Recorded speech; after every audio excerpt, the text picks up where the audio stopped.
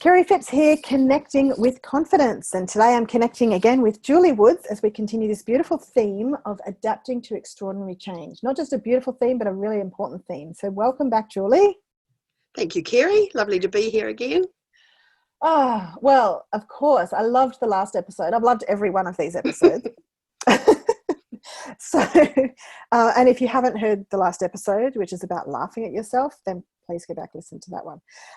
So Julie, we're unpacking your keys to adapting to extraordinary change, which is what we all relate to right now, and how to make a silver lining, which is the book title. That now, when did you publish that book?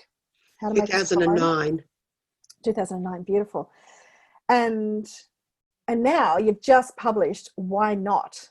And it has an intriguing subtitle, which we'll come to as we go through this story, because today's key number 7 is try something once. So, Julie, tell us about this. How did you come up with this learning, this insight to try something once?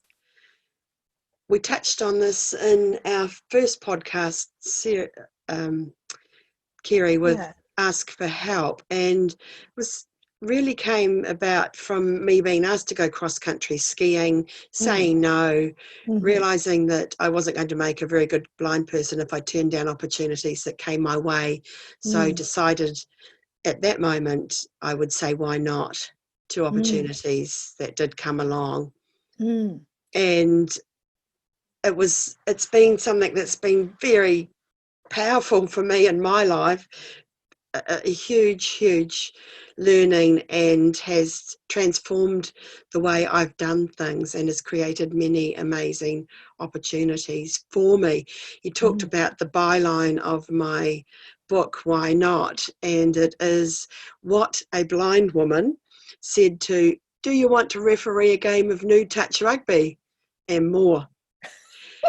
Because I got asked to referee a game of nude touch rugby back in 2004, and as you can imagine, the word no was there in my mind, but after having learnt how to say why not, I pushed aside the questions of how does a blind woman referee a game of nude touch rugby and what will your mother say, to just saying why not.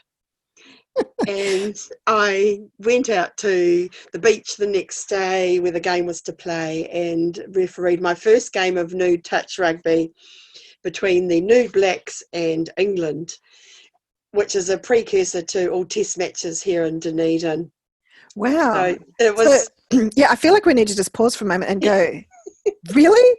Like, where in the world do people play touch rugby in the nude? Like, is this a big thing? Is it a New Zealand thing or just a Dunedin thing? I think it's a Dunedin thing.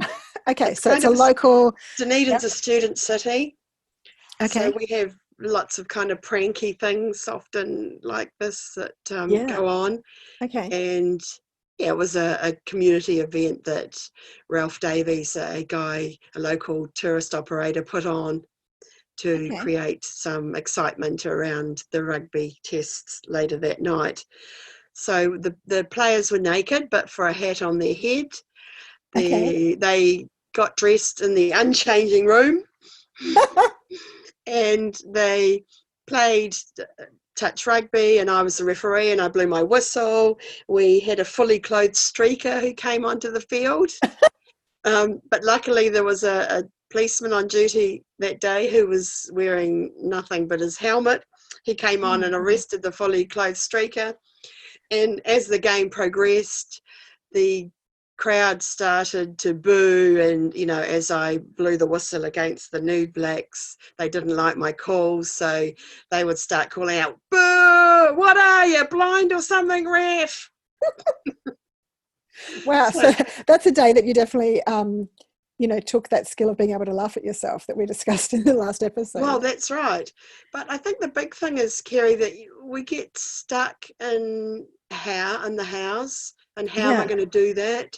Yeah. And I didn't have to come up with all the solutions as soon as I got asked that question. I just had to say why not, and I just had to turn up.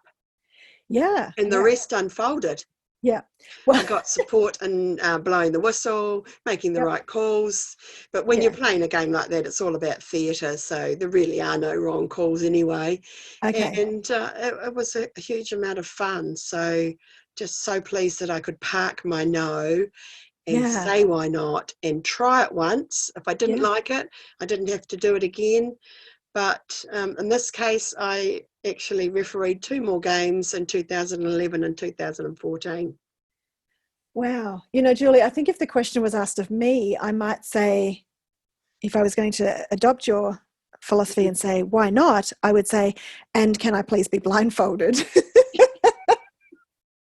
Oh, quite. Well, that's right. It's not all bad, is it? Exactly. Wow. Okay. So, so there's probably some, so yeah. So if anyone is completely mystified by that whole story, please just get curious about New Zealand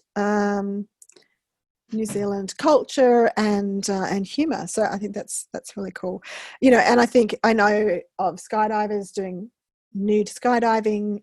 They don't all do it again because some have landed to have somebody throw a bucket of ice at them. So you know, I think people just try these things. So moving on from specific New Zealand culture. Well, maybe there's some other cultural things that you can certainly enlighten us on. But Julie, I guess some things that you've said why not to and how to go, tried something once. Some things would be just little and some things would be big. Some things would be just a one-off thing and some things might have become part of your life. So do you want to talk us through some of those contrasts? What are some of the big or little things? Yes, Start where you so saying why not can start with something really small, Kerry, like do you want to go walking at the weekend, which is something I said why not to when I went blind. That led on to do you want to do the 10 km walk at the Masters Games, which led Yeah. on to do you want to walk a half marathon, which led on to do you want to walk your 10th half marathon. So you've done 10 now. Yeah, I've done 10. Wow. Congratulations. So they can start off as quite small questions, but they help create the habit. Yeah. And it's the habit that helps us get over the line. Yeah. So we just keep doing it and doing it and doing it. And then all of a sudden we've walked 10K and we've walked a half marathon and we've walked 10 half marathons. Mm. Yeah, that's amazing. So some things, yeah, so that's led into, well, it's not just the marathons, is it? I guess it would be fitness. How do you feel when you're Much, when yeah, you're walking? great. It's the fittest I've Yeah. ever been in my whole life. And it took going blind Wow. to help me get fit. So these are opportunities once again that come Yeah. along from nowhere really. One of the best things I've said why not to is do you want to learn Braille? Yeah. For the reason that at the time I said why not, I was a single blind parent. Yeah. The boys were now 7 and 5.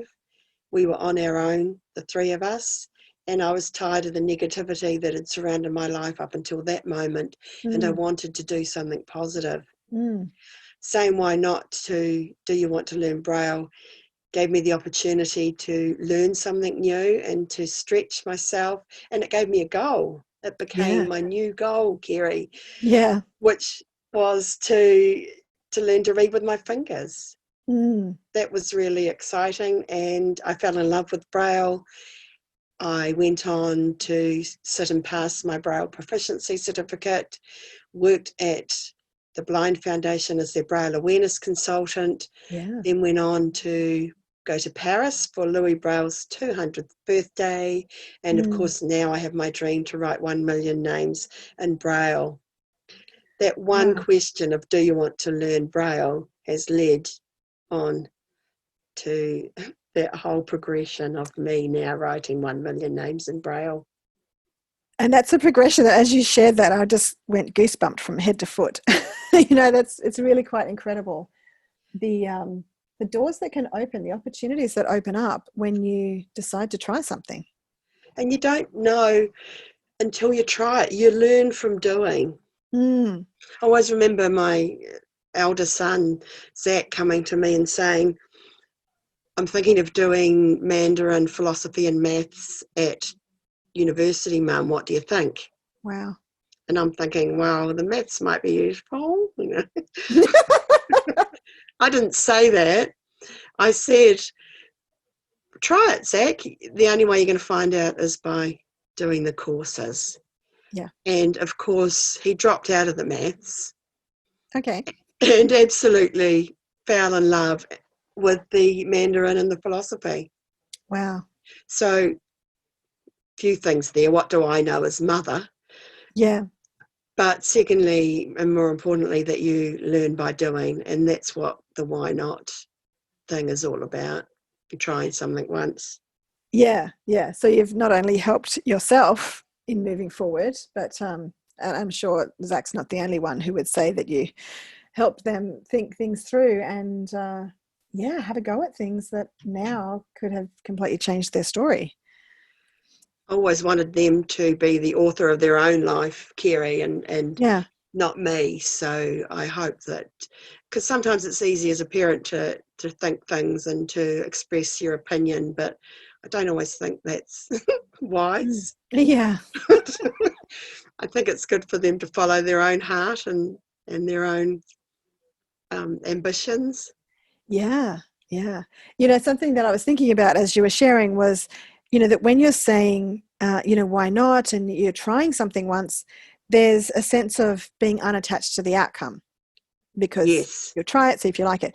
But that also comes up when you're helping other people think things through. You're unattached to the outcome of what's that going to do, which can be a challenging thing for a parent to just say, why not? Darling, if that's what you're thinking of doing, why not give that a go? Yes, it is hard. It was hard, Kerry, actually. And Yeah. as I say, it's his life, not mine. Mm. And I just like to think that he had the freedom to be able to do and be what he wanted to be. But you're right. And I think that attachment to the outcome is often the reason why we say no. Yes. We think that we aren't going to be able to do it, or we're not going to like it, or it's going to really suck. But we don't know that. That's just what we think in our hearts and our minds at that split second moment when we're asked these things. And notice it next time someone asks you something, and just notice the thoughts that flicker into your mind. And there can be two or three of them, that will come before you potentially say either no or why not. It's quite astonishing. Yeah. I've noticed myself in all these years now, I notice when somebody asks me something, the thoughts that flood into my mind, and then I catch myself and I just say, why not? Yeah, that's powerful because, and I'll put that in the show notes to remind all of us to take a moment to notice, because we start imagining what it's going to look like and we make assumptions. So That's can you right. think of a time where, maybe things turned out so much better than you thought, when you just went, okay, why not? Maybe you were hesitant and just tried something new. Well, I'm thinking about travel now. When Ron asked me if I wanted to go to Egypt, Mm-hmm. and I thought, Egypt? Imagine me in Egypt. Isn't it really dangerous? And, something might happen to me. And I pushed that aside and I said, why not? Yeah. And went to Egypt and absolutely fell in love with Egypt. And of course, on that trip, we then went on to go to Jordan and visit Petra, which is one of the new wonders of the world. Yeah. And when we came home, we thought, oh, what are the other six? So we set ourselves a goal of visiting the 7 wonders of the world, which we did and completed in 2014. But it all started with that, do you want to go to Egypt? If I'd said no to that, then I wouldn't have gone on to Jordan and then to visit those other wonders as well. So they're very important moments. Yeah. It can be a very tiny moment, that moment Yeah, of decision. yeah. I mean, he might have come back and asked you again, but sometimes you might not get the question again, or you No, might not get that's the right. opportunity again. No, Yeah. absolutely. I've never been asked to go cross-country skiing again. Mm. It's never come along again. So they can be once in a lifetime moments that Yeah. don't come back. So that's why it's really important to Mm. not let fear stop you from doing these things, because it's very easy for fear to slip into your thought patterns. Yeah. So when that does, what are some of the questions that we can ask ourselves? Is that fact or fiction? That's a good one. How could I find out more about this? Mm. Yeah, that's good. Yeah, they're kind of, do other people do it safely? Yeah. Have other people done it before? What's happened Mm. to the people that have done it before? What did they think? Mm. Yeah, I was invited to do a bungee jump in New Zealand. Mm. And when I was first, well, we stood there and we watched people doing it.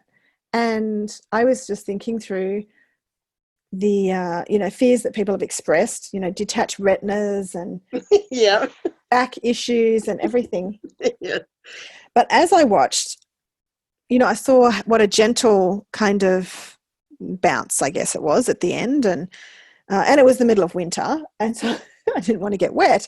But my brother-in-law was so excited that I was contemplating it.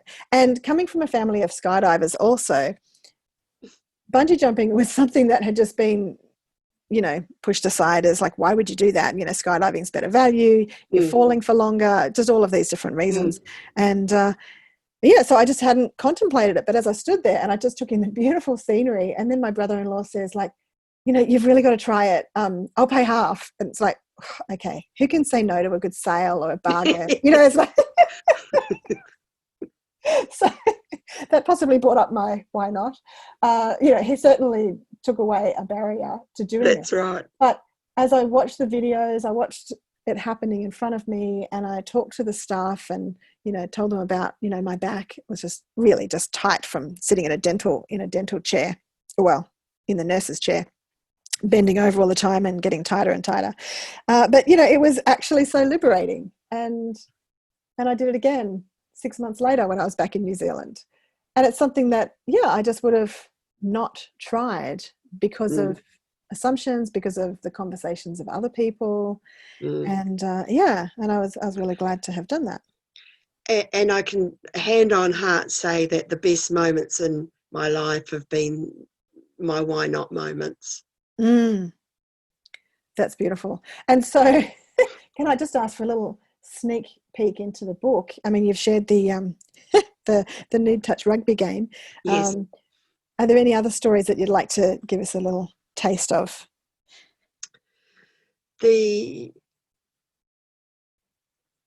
I'm thinking about the Christmas tree, the boys asking me, Yeah. can we have a Christmas tree? So the year I became a single blind parent, Yeah. can we have a Christmas tree, Mum? Why not? So blind mother goes up to the local petrol station and where they're selling Christmas trees, lofts one over my shoulder, carries it back with my white cane and goes about putting it up in the dining room with the boys, and Wow. Zach putting the bricks together and Sebastian telling us whether it's straight or not. And it was just a lovely moment of togetherness and something that you could give up on because it's just too hard. But I didn't, because I did it for them. Yeah. And together we did it. And it was just really lovely. And Sebastian used to answer the door sometimes. If people would knock at the door, he'd run and answer the door, and he'd answer it and he'd go, do you want to come in and see our tree? And it was just like, oh, that's really cute. And to this day, he has an insatiable appetite for Christmas trees. Oh, And he that's so just lovely. loves Christmas and he loves decorating the tree. So I'm just really glad that I parked my no that year. Yeah, we really have no idea of the impact that we can have on people when we say why not to opportunities, because, and I'm sure that people driving past and seeing you walking with your cane and a tree over your shoulder, might just be inspired to have a go at something that they thought was too hard. Yeah, And because you just, that's right. It's easy to, that's right. We're all inspiring each other.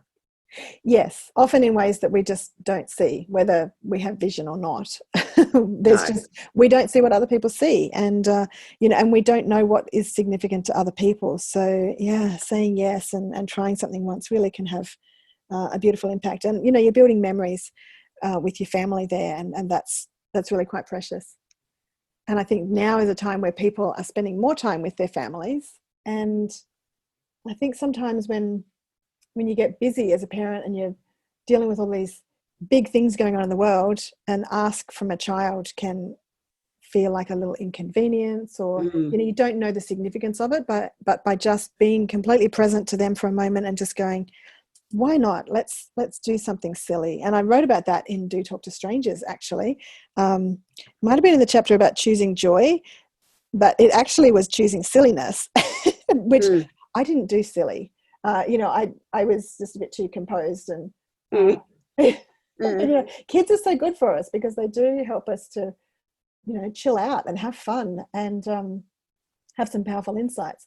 And so Ethan had these lollies that are shaped like a moustache or like eyebrows or big lips, and so we stuck those all over our faces. It was a road trip that we're doing, just the three of us, and Lyndon was driving, so he just safely put a mo on his top lip, and I had a few different pieces on my face.